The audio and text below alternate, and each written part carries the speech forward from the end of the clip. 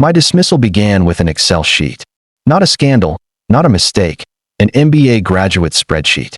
He printed it with the kind of confidence only theory can give, walked into my office, and slapped it on my desk as if it were a court order. He didn't ask questions. He didn't observe operations.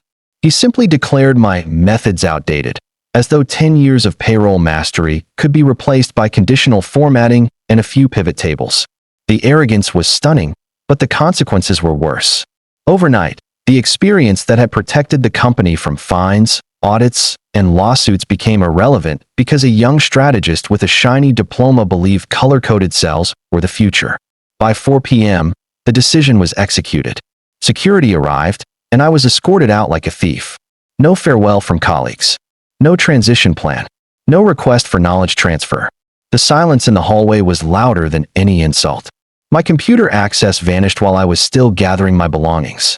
The MBA stood there, hands in pockets, wearing a smirk that suggested he believed he had liberated the company from an ancient burden. Then came his final line, delivered with theatrical satisfaction. "We don't need old-school experience anymore." He didn't understand that payroll wasn't a machine with predictable reactions. It was a breathing ecosystem of regulations, tax brackets, benefit tiers, and employee histories that required judgment, not formulas. My systems were detailed, tested, compliant, and interconnected with every department. To him, they were relics. To the company, they were the safety net no one realized existed. As I crossed the parking lot, a realization struck me. The spreadsheet he cherished was a trap he built for himself. He believed numbers were pure, objective, incorruptible. But numbers, without context, are like doors without hinges. They lead nowhere. He trusted his formulas blindly, unaware that payroll isn't about arranging data. It's about understanding consequences. The irony was painful and delicious. He thought he'd replaced me with innovation. In reality, he had ripped the foundation out from under the company. The payroll he mocked was the only structure holding its operations together. Numbers never lie, but people who worship them without wisdom always do. My exit wasn't an ending. It was the first domino in a collapse they didn't see coming. A week after my departure, while I was still adjusting to the unfamiliar quiet of my mornings, my phone vibrated. It was an old colleague, someone who never overreacted, yet his voice carried panic. The payroll department, once the company's quiet engine, had turned into a battlefield. The MBA's brilliant spreadsheet, presented as the dawn of modern efficiency, was unraveling faster than anyone expected. Numbers that once aligned like clockwork now contradicted tax tables, government codes, and contractual agreements.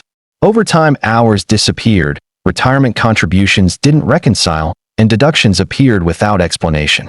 Employees who always trusted their paychecks suddenly found themselves calling lawyers and regulators. The new guy, eager to prove himself, kept insisting everything was under control, but the trembling in his voice betrayed his confidence. He believed problems were glitches, not symptoms. He didn't understand that payroll errors aren't inconveniences, they are legal landmines. Each discrepancy triggered an obligation. Every wrong deduction demanded an answer. Every missing hour represented money owed. The system he replaced wasn't a luxury. It was a necessity built over years of trial, error, and expertise. Then came the final blow. An email circulated internally announcing an unscheduled visit from external auditors. They weren't coming for a routine inspection. They were responding to complaints. Regulators don't knock unless someone inside has opened the door. The scent of negligence travels quickly in corporate corridors, and auditors can smell it like sharks scent blood in the ocean. My absence wasn't a liberation. It was a missing pillar. Without the knowledge behind the numbers, the payroll department collapsed into confusion. Forms were filed incorrectly, signatures didn't match timestamps, and accounts payable couldn't balance payouts with reports. Employees demanded explanations the MBA couldn't give because his spreadsheet only showed results, not reasons. Management hoped the storm would pass. Instead, it intensified. The auditors requested documents I had created, process maps, compliance logs, and escalation pathways. No one knew where they were. Some files were deleted, others overwritten by the MBA's templates. The foundation shook the moment I stepped out because no one realized I had been the one reinforcing it every single day. Payroll doesn't forgive ignorance. It punishes it. And as regulators sharpened their pencils, one truth became undeniable. They hadn't replaced me with innovation. They had invited disaster wearing a tailored suit. I assumed my departure would be followed by silence. After all, corporate life teaches people to move on quickly. But within days, my phone lit up like an emergency switchboard. Former coworkers, people who once avoided being seen talking to me after the firing, now reached out with trembling voices. There was no nostalgia in their tone, only fear. Paychecks were wrong. Overtime hours had evaporated. Deductions appeared that no one could explain. Employees who lived paycheck to paycheck found themselves short on rent, unable to pay for prescriptions, and facing late fees they never earned. Panic replaced the smug excitement that had greeted the MBA's arrival. It didn't take long for the truth to surface. The spreadsheet that was supposed to modernize payroll couldn't follow the labyrinth of rules governing each employee. Sick leave vanished because a formula didn't account for seniority. Bonuses were taxed incorrectly because a drop-down list didn't differentiate between state codes. The simplest benefits became mysteries no one could decode. I listened quietly as they narrated the chaos. Every sentence confirmed what I'd known the moment I saw that spreadsheet. Knowledge isn't transferable through color-coded cells. They begged me to just look at the sheet. They believed one glance could restore order. And the painful part was, they were right. I could have fixed it in an afternoon. My refusal wasn't born of resentment. It was born of necessity. Some lessons require discomfort. Some truths only become visible when the consequences are unavoidable. If I stepped in now, I would confirm management's belief that I was replaceable on demand, a tool rather than a profession. So I declined. Not coldly, but firmly. I advised them to document everything, to protect themselves, to demand official corrections in writing. Their frustration turned into desperation. Suddenly, the person dismissed as old school wasn't obsolete. He was irreplaceable. Respect, which once seemed unnecessary, now returned without negotiation. Days later, rumors spread of departmental meetings that devolved into shouting. The MBA blamed the system. The system blamed legacy processes. Employees blamed leadership. No one blamed the spreadsheet, because admitting that meant admitting they had fired the only person who understood the machine. I didn't sabotage them. I simply stopped shielding them. Some foundations collapse not because someone tears them down, but because someone walks away. The spreadsheet's mastermind was no longer the confident prodigy who marched into my office with printed formulas and false certainty. Within 2 weeks, cracks in his armor became visible. The man who once spoke in corporate buzzwords now stumbled over basic explanations. When payroll errors multiplied, he blamed the system, insisting the software lacked modern logic. When questioned about missing overtime, he accused the staff of inputting data incorrectly. When deductions failed to align with legal requirements, he pinned the issue on outdated company culture. He blamed everything but the mirror reflecting his inexperience. The board, initially dazzled by his academic credentials, watched him present long summaries that resolved nothing. His PowerPoint slides were immaculate, but the numbers behind them were disasters waiting to be audited. Formulas without understanding can mimic order, but they cannot produce judgment. His spreadsheet could calculate amounts. It couldn't interpret consequences. He didn't know that payroll wasn't arithmetic. It was history, legislation, negotiation, and accountability stitched together through time and experience. Senior engineers, who rarely interfered in payroll operations, began asking questions. Why did the benefits formula cap at 5 years when some employees had been with the company for 12? Why did tax calculations ignore multiple jurisdictions? Why were exemptions treated as identical for every employee? His responses were shaky rehearsals of theories he'd memorized but never applied. The confidence he once flaunted evaporated under questions he never anticipated. Meetings that were supposed to clarify issues became arenas where he unraveled publicly. He tried to hide behind jargon, but jargon collapses under pressure. His voice trembled. His hands shook. He shifted blame like a gambler passing debts. When someone suggested he consult the documentation I left behind, he scoffed, calling it legacy nonsense. The room fell silent. Everyone remembered that legacy nonsense had kept the company compliant for a decade. What he misunderstood was simple. Authority isn't assigned, it's earned. He believed replacing a person meant replacing their wisdom. He thought inheritance of a title meant inheritance of capability. Instead, he inherited the weight of decisions he could not decipher. Responsibility is silent until it crushes you. And as payroll errors reached executives, lawsuits loomed, and regulators circled, one truth became undeniable. The spreadsheet genius had never been in control. He had merely held the steering wheel of a car he didn't know how to drive. The call came on a Tuesday morning, the kind of morning when the world feels predictable. My phone buzzed with a number I recognized immediately, one I never expected to see again. It wasn't curiosity that made me answer. It was the tone I imagined behind it. And I was right. There was no warmth, no acknowledgement of the injustice, not even an attempt at small talk. The chairman began speaking with the strained politeness of a man trying to control a fire with a cup of water. Government penalties had arrived. Regulators demanded explanations the MBA couldn't provide.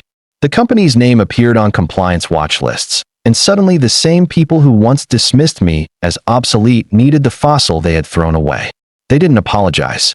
They didn't even pretend the firing was a misunderstanding. Instead, they floated phrases like temporary consultancy assistance and mutually beneficial cooperation, as if corporate language could disguise desperation. They asked if I could assist externally, a polite way of begging without admitting they were begging. They tried to sound composed, but panic dripped through every sentence. Years of boardroom arrogance had finally met a problem that couldn't be delegated. Their assumption was simple and insulting, that I would leap at the opportunity to return, eager to reclaim the position they stripped from me. They believed losing my job meant losing my identity. What they hadn't realized, and what I savored in that moment, was the truth they refused to acknowledge. I didn't lose my career when they escorted me out at 4 p.m. My professional value didn't depend on their hallways, titles, or badges. If anything, my dismissal revealed how irreplaceable I had become. They hadn't removed a cog in the machine. They'd removed the mechanic who understood how the machine worked. As the chairman spoke, I pictured the MBA pacing somewhere nearby, sweat forming at the collar of his expensive suit, watching his theoretical knowledge crumble under real consequences. The board had invested in a spreadsheet, and spreadsheets don't testify in audits, answer regulators, or calm employees.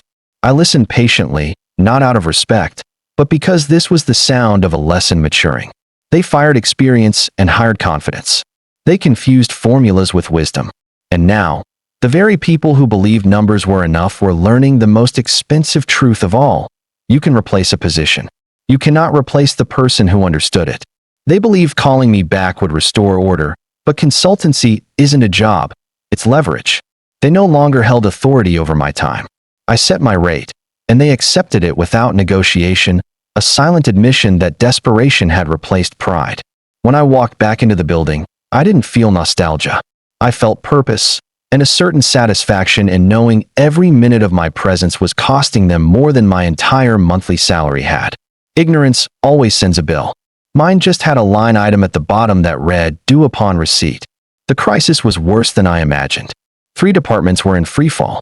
Payroll errors weren't isolated. They had infected accounting, human resources, and compliance. Employees were threatening legal action. Vendors demanded explanations. Auditors requested documentation that simply didn't exist. The MBA's spreadsheet wasn't just flawed. It was a labyrinth of formulas with no foundation. He had rearranged data like furniture in a burning house. Nothing fit, nothing aligned, and nothing made sense. The board gathered in the conference room, the same room where they once praised the new hire for innovative restructuring. Now, they sat quietly, stripped of arrogance, waiting for me to speak. The MBA was there too, slumped in his chair, avoiding eye contact, tapping nervously on his laptop as though one more formula might save him. His ambition had turned into a cage he couldn't escape. Theory had finally met reality, and reality had teeth. I didn't fix his sheet. That would have been charity. Instead, I rebuilt the logic behind it, piece by piece. I restored compliance frameworks, recalculated tax exposures, reconstructed benefit matrices, and re-established the audit trails he had deleted. Every correction revealed a new oversight. Every oversight revealed a lack of understanding. The board watched as I navigated complexities the MBA didn't know existed, their silence growing heavier with every solved error. Hours passed. The room shifted from hope to resignation. They finally understood that experience isn't an accessory, It's infrastructure. It's the invisible architecture that prevents collapse. When I finished, the chairman asked how long repairs would take. I handed him my estimate and my invoice. Neither was small. Experience had arrived, but not as an employee. It arrived as a cost. Their cost. And they paid it because ignorance is never cheap. The crisis didn't end with a breakthrough, a new software package, or another round of corporate slogans. It ended with something far less glamorous: humility. The board finally understood that innovation isn't a replacement for intelligence. It's a tool that depends on it. When the dust settled, they made a decision no one expected. They began calling back the very people they once dismissed as relics of a bygone era. Employees who had retired peacefully were now answering phones, surprised to hear the same voices that once pushed them out suddenly begging for their expertise. It was surreal. Men and women who left the company with bitterness returned through the front doors like legends summoned back to war. Their hands didn't tremble. Their voices didn't waver. They walked straight into the rooms where chaos had been reigning and restored order not with formulas, but with understanding. They didn't need months of onboarding or inflated credentials. They brought memory, the quiet database that no MBA spreadsheet could replicate. Departments transformed almost overnight. Conversations shifted. Younger staff who once believed experience was obsolete now hovered around veterans, absorbing knowledge like apprentices. Respect, which had been replaced by enthusiasm for shiny degrees and trendy methodologies, returned as a currency more valuable than any certification. Meetings that had devolved into excuses now became clinics of clarity. The old guard didn't boast. They simply solved problems no one else could comprehend. Meanwhile, the MBA remained in the building, sitting in rooms where he no longer led. He wasn't fired, not out of mercy, but because nobody cared enough to remove him. He became a cautionary presence, a reminder that capability isn't measured in spreadsheets or academic titles. His seat was still expensive, but his words were free and ignored. Employees stopped asking for his opinion. Even his keyboard seemed quieter, as though it understood his relevance had evaporated. The company learned a lesson that cost them far more than salaries or penalties. Technology assists expertise, it doesn't replace it. Tools have no intuition. Software has no judgment. A formula cannot negotiate exceptions or foresee consequences. The payroll system didn't need reinvention. It needed guardians who understood why it existed. Intelligence hadn't left the company. They had simply pushed it out the door and paid dearly to bring it back. Revenge rarely looks like fury. Sometimes, it looks like an invoice. Mine didn't come with raised voices, broken doors, or triumphant speeches. It arrived with signatures, hourly rates, and a clause for emergency response. They fired me over a spreadsheet. They rehired me over a catastrophe. The irony was almost cinematic. The same board that once escorted me out without a glance now paused meetings when I entered the room. Respect wasn't requested, it was finally recognized. My rates tripled. That wasn't arrogance. That was valuation. They hadn't removed a redundant asset. They had removed the only blueprint keeper. Half the hours, triple the earnings, none of the pressure. Every correction I made reminded them of what they'd lost. Every meeting I attended confirmed what they had misjudged. I wasn't a relic. I was the operating manual they never bothered to read. The MBA lingered like a cracked statue, watching the world he tried to redesign without understanding its foundations. He avoided my eyes, not out of shame, but because he finally grasped that knowledge isn't decorative, it's structural. Modernization, in his mind, was formatting cells and adding filters. In reality, modernization requires insight, and insight can't be coded. He wanted innovation. Instead, he modernized my bank account. The more his system broke, the more they relied on me. The less they questioned my decisions, the more they realized authority isn't granted, it's earned through consequence. I didn't take pleasure in their panic, but I won't deny the satisfaction of being compensated for wisdom they once dismissed as outdated. And that was the ultimate twist. They tried to cut costs by removing the one person who understood the system. They believed eliminating a salary was savings. Instead, they created a financial obligation 3 times larger, wrapped in urgency, panic, and dependence. They didn't just pay for my expertise. They paid for their arrogance. As I signed my final contract revision, the chairman asked if the system was now protected against future risks. I almost laughed. Systems are never protected by software. They're protected by people who understand them. They forgot a truth seasoned professionals never ignore. Knowledge isn't in the file. It's in the person who created it. Remove that person, and the file becomes just numbers waiting to explode.